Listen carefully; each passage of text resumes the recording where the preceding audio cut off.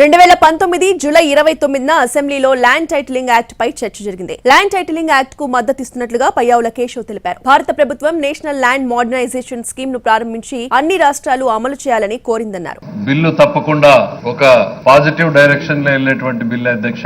ఈ బిల్లును మేము ఆమోదిస్తున్నాం. మంత్రి గారు చెప్పినట్టు వారు లక్ష్యాల్ని చాలా స్పష్టంగా చెప్పారు అధ్యక్ష. ఇవాళ భూమి కొనాలంటే భయపడేటువంటి పరిస్థితులు ఉన్నాయి. అది నిజమైనటువంటి టైటిల్ డిస్ప్యూటెడ్ టైటిల్ అనేటువంటిది ఈ పరిస్థితుల్లో ఈ బిల్లు రావాల్సినటువంటి అవసరం ఉందనేటువంటిది భారతదేశ ప్రభుత్వం కూడా గుర్తించింది అధ్యక్ష. ఇది నీడ్ ఆఫ్ ది అవర్.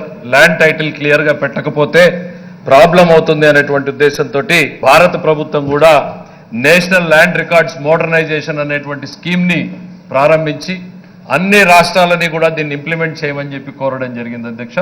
కర్ణాటకలో భూమి పేరుతో ఈ ప్రాజెక్ట్ ఇప్పుడు ఇంప్లిమెంటేషన్ లో ఉంది అధ్యక్ష. మన దేశానికి కొత్త కావచ్చు కానీ ఇది 1858వ సంవత్సరంలోనే ఆస్ట్రేలియాలో ఉంది అధ్యక్ష. ఇది torrent system of land titling అనేటువంటి విధానం ఏదైతే ఉందో అంటే wear state guarantees the title. ఇది దాదాపు 150 సంవత్సరాల క్రితమే ఆస్ట్రేలియాలో ఉంది. దాని తర్వాత చాలా దేశాలు దీన్ని ఇంప్లిమెంట్ చేశాయి. మన దేశంలో కూడా రాజస్థాన్లో 2016లో ల్యాండ్ టైటిల్ యాక్ట్, ఇదే యాక్ట్ దాదాపు సిమిలర్ గా ఉన్నటువంటి యాక్ట్ ని రాజస్థాన్ కూడా పాస్ చేసింది అధ్యక్ష.